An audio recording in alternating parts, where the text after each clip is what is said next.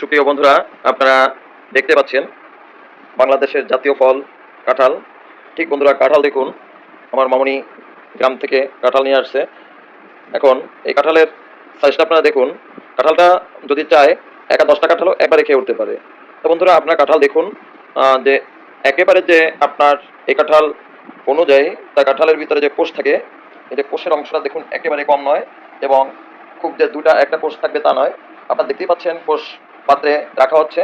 এক প্রকারে আম কাঁঠাল বলা যেতে পারে, কারণ আমের সাইজ বন্ধুরা এর চেয়ে 2-একটা আম আসলে বড় হয়ে থাকে।